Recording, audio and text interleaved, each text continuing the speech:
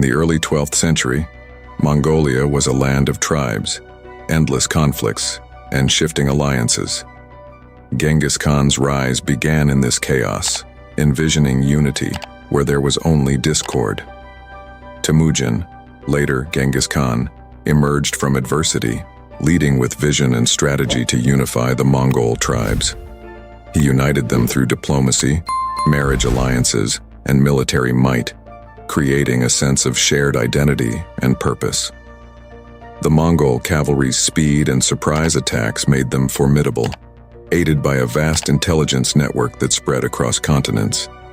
Decentralized command empowered his generals, enabling swift decisions on the battlefield. His psychological warfare tactics induced fear, often leading to surrenders before battles began.